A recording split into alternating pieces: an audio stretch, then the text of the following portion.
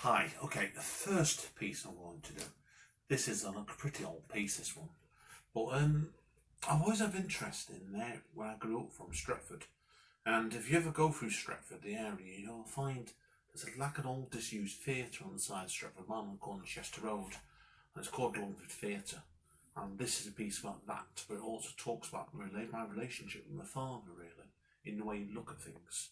So this is Longford Theatre.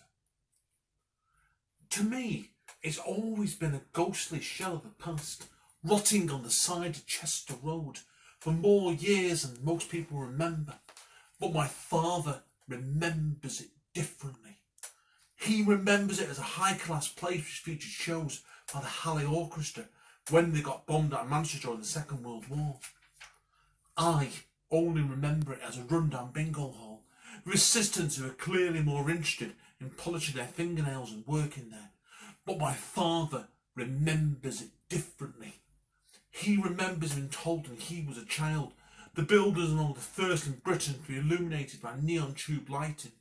He remembers being told the foyer was floored in velveteen marble, and an auditorium that was decorated in tangerine with silver blue art deco, and still lists off with pride the major stars he was told performed there during their Sunday shows just after the last war finished.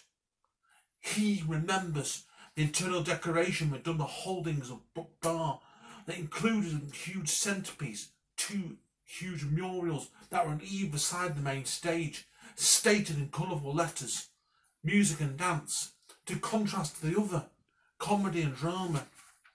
He remembers being told it was opened on the 12th of October 1936 by the Mayor of Stretford, Albert Smith, and his father going to watch the first film screened there, Tudor Rose starring Nora Pilbeam. But to me, it's always been a ghostly shell of the past, rotting on the side of Chester Road, that last became a dodgy bingo hall in the late 1980s, before shutting for good. Even though my father remembers it differently. This next one isn't about anybody that I know, and I don't own the shed. It's called Absent Minded. You forgot my name, calling out women until you got it right. One of them was your old flame, but it would be wrong of me to buy. You forgot my birthday, went out with your ex. Much to my dismay, was seen kissing at the multiplex. You forgot all the things I said, not once or twice, but 3 or 4. Then you spent the evening in the shed, because I locked the door. Then I forgot where I put the key. Honestly, I searched everywhere in between dinner and tea, but no longer had the time to spare. I forgot about you as days went by. I never went down there, unnerved by the strange cry. It's not that I didn't care. I forgot about you in the shed when the demolition began. I thought the screams were in my head. Burying you alive was never my plan.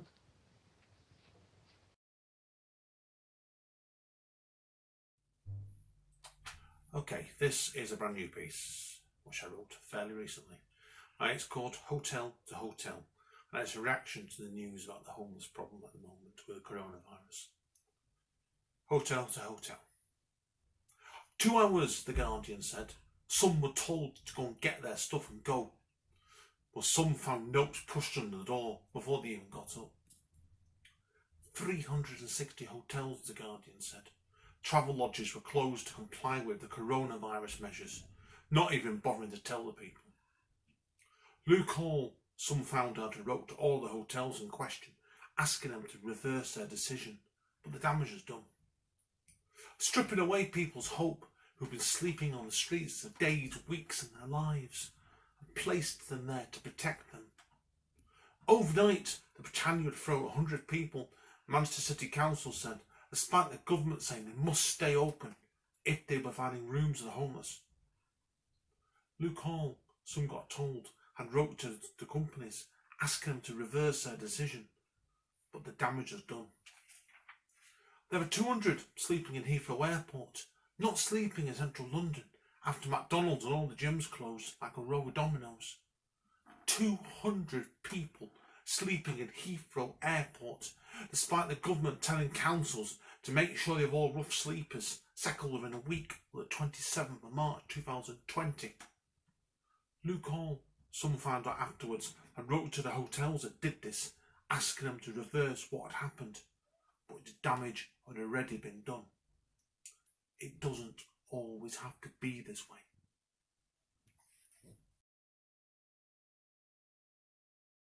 This next one's called Choose Life, Choose Homelessness. They choose to be homeless. Her words still replay in my head. Did they choose to sleep in shop doorways, giving up heat for icy streets in winter, preferring the cold floor over a nice warm bed? Did anyone ever choose to beg for food, any food they could get, foregoing the luxury of a trip to the supermarket, musing over what they fancy for dinner tonight? Would anyone pick humiliation, sleeping on shore for the world to see, and their worldly possessions fitting into one bag for life? Is this the easy life? Homeless women facing rape, no walls or doors to protect, and she chose this, right? Who wants to wake up to a drunk urinating on them, or worse still, in flames, fair game to be set on fire? Did they really choose this life, or does it make you feel better to tell yourself this to sleep at night, in your bed with your walls and your ceiling, your doors, your cupboard stocked with food? It's a last resort, not a lifestyle choice.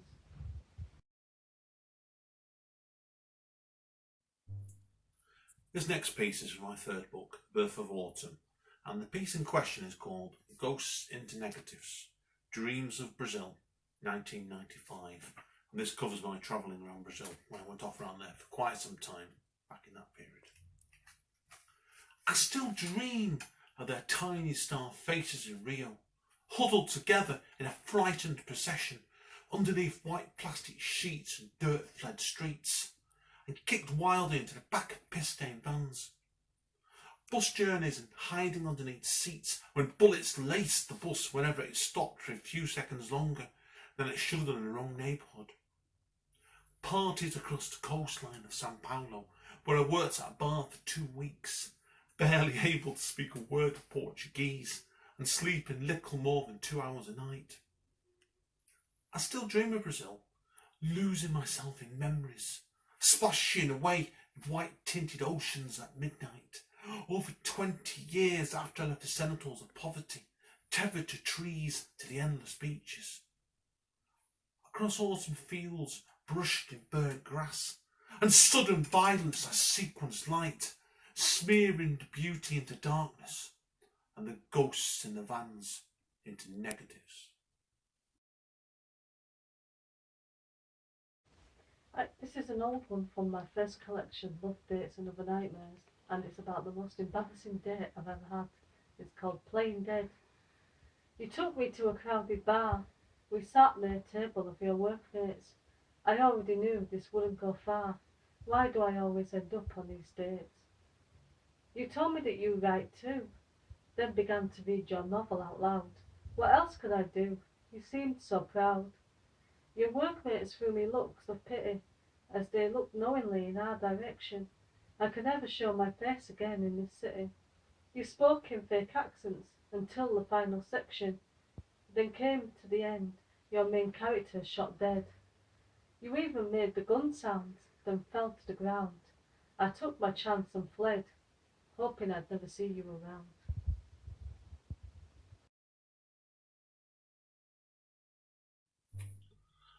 Okay, second piece I'm going to do is from my second book called The End of Summer.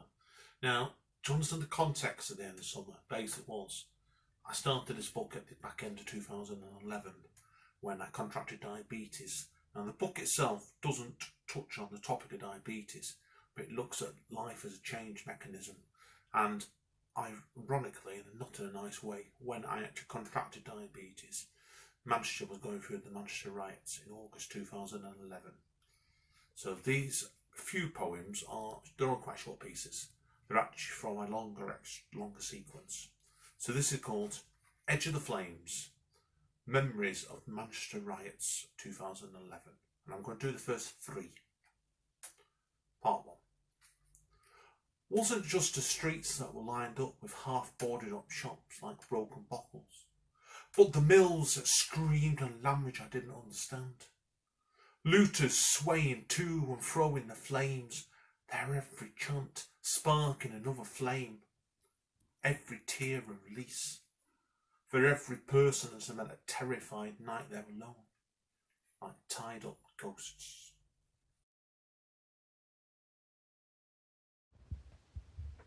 Right, this is slightly out of season, but it has a housing theme to it. It's called Santa Claus and the Lack of Affordable Housing. This isn't a happy story about Christmas and candy canes. It's about Santa and Rudolph falling on hard times. Be prepared for a bleak ending. Heating a house in Lapland and feeding thousands of elves became too expensive for Santa. It wouldn't be so bad if they would eat the food from the budget supermarkets with 4 letters, but they seemed to have an aversion to it, projectile vomiting it everywhere, even after Mrs. Claus cooked it and presented it to them, claiming it was one of the big brand names, the one that's supposed to make you fart a lot. Santa's only option seemed to be to move to England. Someone in a pub told him all about affordable housing. How much? He asked, spitting out his mince pie on hearing the true cost of buying a home. He only wanted a 1-bedroom house for himself and the missus, and a garden for Rudolph. He had already sold up, so had no choice but to stay. Renting was the only option he could afford. But with dodgy landlords and the no pets rule, Rudolph had to be taken to an animal shelter. It's just temporary, old friend, Santa said, trying to ignore his cries and his ever-reddening nose. Santa attempted to deliver presents without his most trusted reindeer, but the workload was too heavy, and the magic pixie dust wasn't enough to keep the sleigh in the sky. Santa fell, landing in a ditch where he died. The end.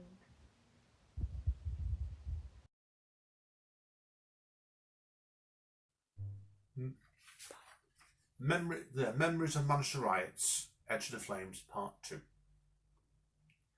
Wasn't just the mills that were dead, or the pubs that were boarded up stinking with the smell of an overactive bonfire, but the smog that tied itself up around the city centre like a Trojan horse, and the looters merging in the shadows with fireballs like forbidden lovers. The looters who breathed white-hot flames with the rage of splattered hammers, leaving not just the mills which were dead, but another generation walking across rubble like confetti skeletons. This is about my childhood holidays in Blackpool. It's called Washed Out to Sea. Dirty seas you used to wade in. Nobody ever told me the sea was polluted, or about crabs waiting underneath. So I waded too, just far enough where I could still stand. You did tell me any further and I'd be washed out to sea.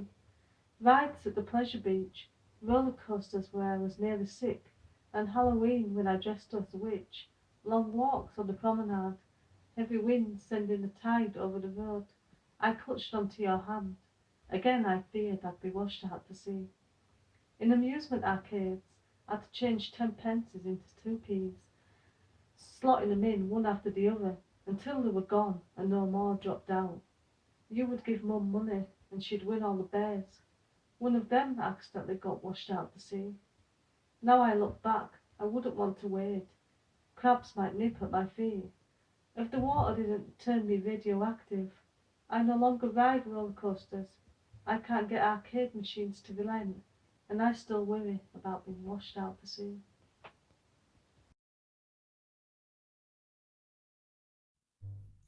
And lastly, Part 3. Even now I taste the flames driving across the moonlight, and the madness hung dry above across the high street the morning after before it exploded again later. Burning in chimes and untangled hoods with the bristling of fake jewellery, harpooned across shops, crawling to the bus terminal past the police station, burning in unity.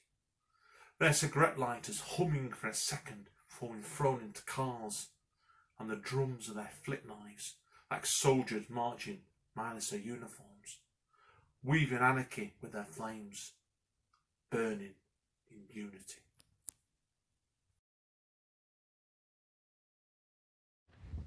This is from my Pieces of Me book. It's called Dispatch the Sheep.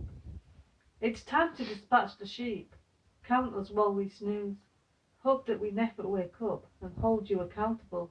Take our skin and use it to keep yourselves warm. Smother us in mint sauce. Tell us it's for our own good. Cover us with lies so we can't see. The others are being eaten alive. We allow ourselves to be herded when a sheepdog arrives. Back to our little pens, shut up inside. We could all escape the oncoming slaughter, but we choose to be blind. Now it's time to dispatch the sheep.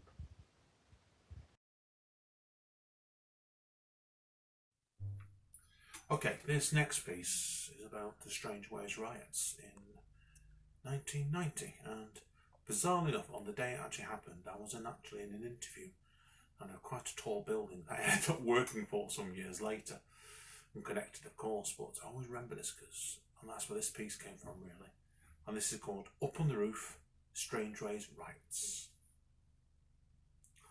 By all accounts, it was little more than a protest. By all accounts, it was little more than a protest. But all I saw was a slate being tossed off the roof. All I could hear was the crashing onto the floor of an element of surprise and the buzz of the guards who were running around below like headless bees. All I could make out was the occasional word screamed out across the short distance through the window, and the blur of the helicopters flying round the sky with TV cameras dangling out their sides like vultures. All I could hear was, after your second question, the way you trolled the rest of them out with such speed. It was clear you were not interested in any of my answers in this interview, and particularly what I was trying to say, and were more interested in what was going on across the road. All I can remember was your half-mumbled sigh at the end of my every answer, and the way you looked at your watch twice as if you were wondering would I ever shut up. All I can remember was the way you looked out of the window all the way down the stairs and then disappeared like a ghost at the reception desk without even a thank you for attending. All I could see when I stepped outside was the police barricades and what was clearly families at the edge trying to find out whether the loved ones were okay. But your reflection shone in the window all the way back to my car, like a crazed queen who was enjoying looking at the madness going on beneath me. Needless to say, I didn't get that job, but wished I'd got on that roof looking back.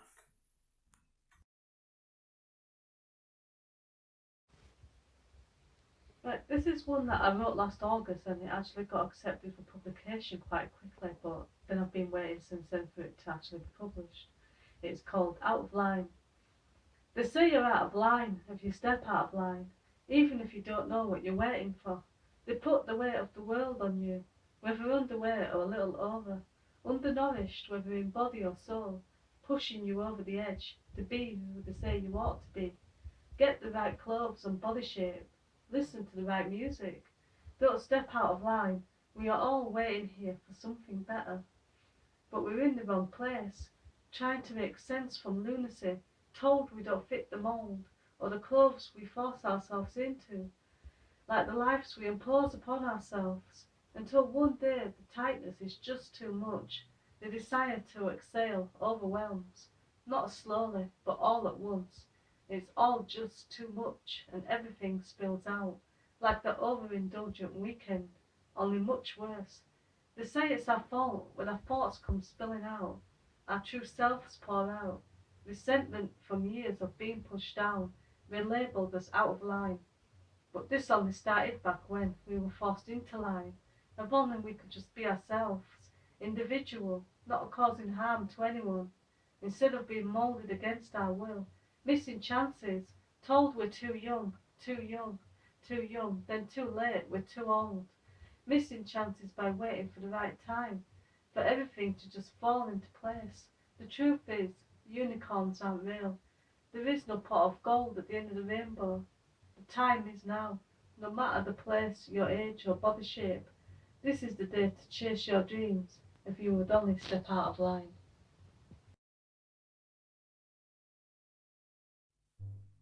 This next piece is from my second book, The Birth of Autumn. It's quite an apt piece, really, because certainly when I was younger, I used to listen to all kinds of heavy metal music and rock music. I do to a different level nowadays, but This is a piece reflecting those days, and it's called Divorced Memories. No, you still miss those old rock t-shirts which you used to parade all over your back like steel-tipped arrows. And your leather jacket still gathering dust in your parents' attic, even though there's no chance of squeezing it on again.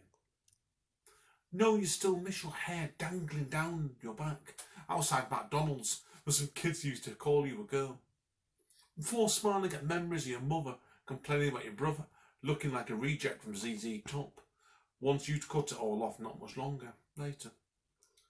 Memories and music interspread in the past, scattered like leaves, marching to the mirror of a different beat. Divorced to special vitality, sinking like pedals into the bottom of the ocean of your memories. Marching to the mirror of a different beat, before summer went into autumn. This one's called Capture the Moon. I dreamt I climbed up to the top of the earth, through land and water, pulling myself up and up and up. That's when I reached the top. I stood and stared at the moon, much closer now than ever before, but wanting to be closer still. So with the longest rope I could find, I tried to lasso the moon, failing until both arms ached, but finally I pulled it down, and only had one question. It would be selfish to keep it to myself. Who should I give it to?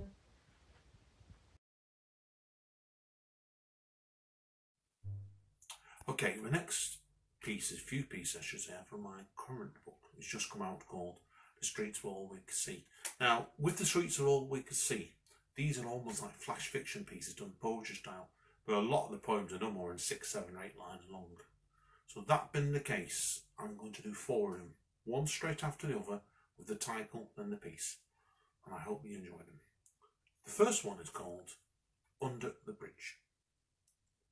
Under the bridge at the edge of the rainstorm, she snaps a mobile shut like an auctioneer, hitting his hammer furiously on the table. Extra protection. Filled with ghosts, even the toilets were laced with tension on the deserted train, almost like everybody is crammed in there for extra protection, just before it crashed. The beginning of your revenge. Bent to riots at the edge of the lake, your revenge began in the adjacent field. And lastly, wanting the flat to yourself. The shadow on your windowsill followed us out to your front door, like a restless ghost, wanting the flat to itself for a few hours. This is called Don't Waste Time. One day never comes. People still sit around waiting for it to arrive and putting off their lives. 2 seconds is always much longer and turns into minutes, then maybe hours, until the day is gone. 3-day weekends fly, then it's back to work. Those 4 days tick by. We carelessly wish them away. 5-minute market research quickly turns into 10, then another 20 minutes after missing the bus. 7 days in a week, 24 hours in a day, 60 minutes in an hour, 60 seconds in a minute. Don't waste the weeks or wish away the days. Don't count down the hours or waste 1 second.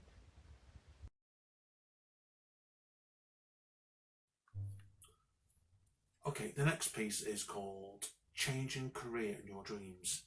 It's a dream poem, but there's quite a serious undertone of greenness and pollution in it, so it's very apt, this piece at the moment. I was watching a film last night in my dreams, with the cars like high-flying swallows, reviewing the buildings all around them, almost like they'd forgotten how to drive through the roads and splash through the gutters, scratching over the top of small hills untouched for decades, and rivers left in portrait with the water untouched, leading to the parks covered in rubbish, from the deserted clubhouse to the swings. Beaches left like half-open curtains, with boats left deserted on the coastline, for miles and miles back, and piers with their gates rust-laced, moaning silently in the distance from the lack of attention. Recreating the world in the sky, almost like they're embarrassed to look back at the damage they had done, and instead just looked higher and higher, like they were changing jobs without care what they had done before.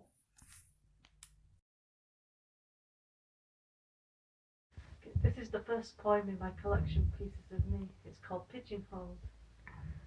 You can be anything you want, they said, throwing falsehoods at her. Freedoms of youth with a path yet unlived, not even written yet.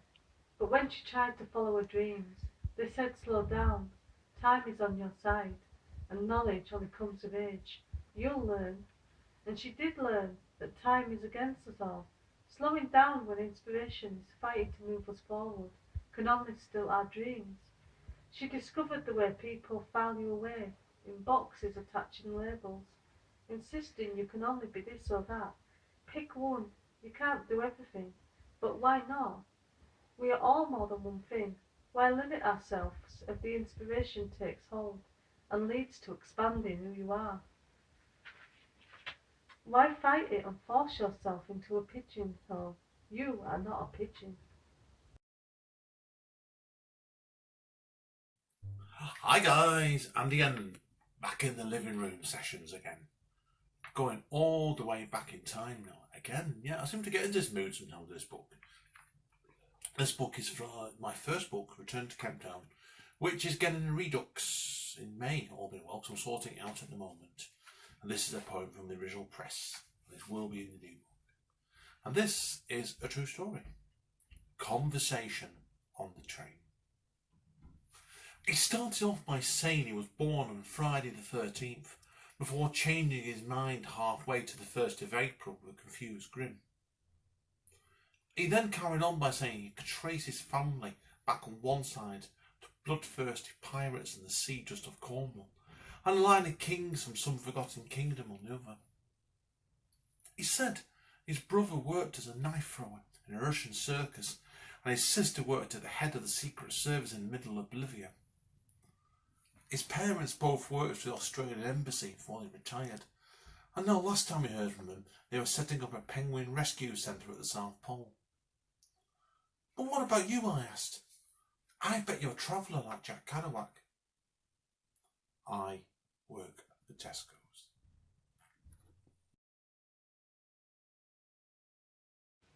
This one's called Playing with Traffic.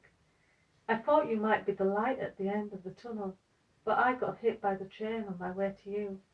And as I lay here on the tracks, I know somehow I'll find my way back. I foolishly thought you might become someone, something, somewhere, but you're nobody, nothing, nowhere. I could never find the real you. My thoughts betrayed me, left me unguarded and unprepared. You're the train that hit me when I was running from the cars. It's better not to think, to trust, to hope, to believe. So tired of running through one-way traffic, neither direction is much fun. Holding on to speeding trains won't save me now. I should just walk instead, so I don't lose my grip and fall off, and end up part of the train wreck. Hi guys, Andy again, live from the living room sessions. Another poem tonight from my third book, The Birth of Autumn. This is one of my couples pieces, and this one's called Early Autumn Affair, a homage to Hugo Williams. Why don't you ring up your job, Sarah, and tell him his stomach is off? Then we can run off to the shops on the coastline near your mum's, just for it turns into a constant brisk chilly breeze. Play bingo in the old bingo hall, and watch the old comic at the palace, whose name I always forget. I listen to the Walker Brothers and Roy and Elvis and the Everleys serenading each other next to the station. We could go to the arcade on the South Pier. That stays open to 4 in the morning. I eat again in that Italian restaurant that barred your Uncle Bobby after serving us the most amazing pasta for being violently sick in their toilets. Push each other again down Fold Street, that leads to the old market, which we haven't been to since we were young. I've then seen somebody else, until we get to Great Greengate Woods, where we first made love. Lift up our emotions right back at the very start, and love again what drew us together. Your parents' house, your bedroom. Even if I couldn't wait to run home, figuring through my pockets for coins. Our memories for dreams, scaled in factual brilliance.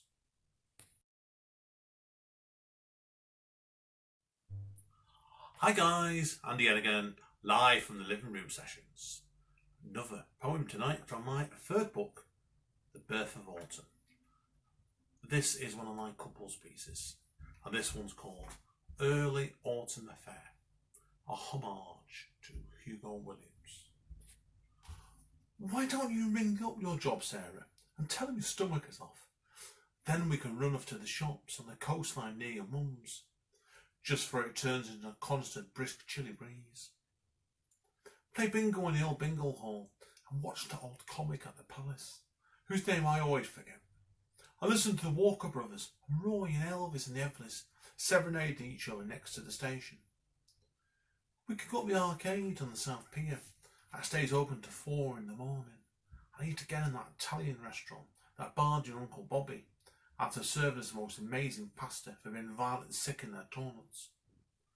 Push each other again down Fold Street that leads to the old market, which we haven't been to since we were young. I've then seen somebody else, until we get to Great Greengate Woods, where we first made love.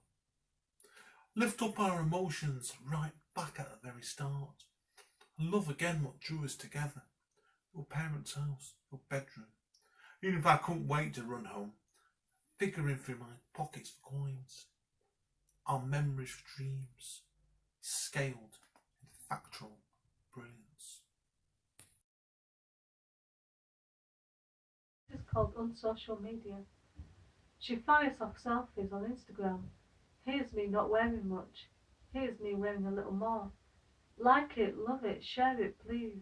Words left unwritten, but pleading for attention. He's connected to Twitter and Facebook, 1,000 likes and retweets. Feeling the love carried through empty words, and compliments from those who don't matter offline. She posts images, face pouting, chest out and hands on hips, as if that's her best pose, and the likes and compliments stack up, gaining more followers and friends. So why does she feel so disconnected? He goes home, flicks on the screen, types a status to his 5,000 friends. They like, they share. He spots a post saying reach out if you need help. He does. Nobody reaches back. He dies alone, disconnected.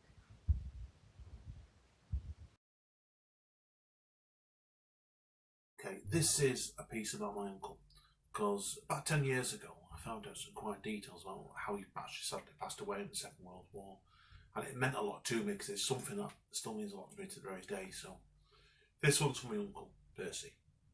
That's simply called Percy. I've never met you, but I can imagine you stood there even now in your uniform, with your slightly bent cap. I never looked up at you and said with a wide-eyed innocence, you're almost as big as a tree, all 6'4" of you. Never served beside you in the mud in Burma, which must have been hell to crawl through, before being transferred, possibly against your choice, to India, where I like to think you imagined you were an explorer stepping into the unknown. Never marched alongside you every morning and at night as part of the Fusiliers, or drank a beer with you on the rare occasion you managed to rest. I wasn't there when you went back for that final time. Never heard you say, I'll write soon, when your letter only arrived after you had gone. I was told you died like a man, leading your men into the gates of the machine guns, which cut you down like the charge of the Light Brigade, and passed on so others lived to fight another day. I never met you, but I can imagine you stood there in your uniform, even though we never met. But I can taste your thoughts right up into the end, into the embrace of shadows. Percy Henry Nicholson, my uncle, 1918 1943. Percy Henry Nicholson, 1918 to 1943.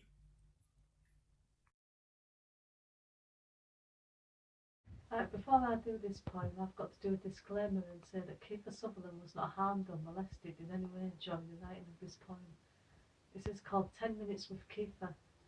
Do you remember, Kiefer, when I went to your gig and you sang every line of that love song while never taking your eyes off me? Do you remember when I found you backstage like you were a lost boy and I said you could stand by me? But once we got started, neither of us were standing. We were doing it the cowboy way, with you watching yourself in the mirrors. You yelled, "We're running out of time," then left me alone. I had to tell Andy there was a big queue for the Taurus, but he never knew. Do you remember the next morning when we bumped into you in Weatherspoons and I had to act like last night didn't happen? And later when I tried to call you from a phone booth and you never answered, you left me forsaken.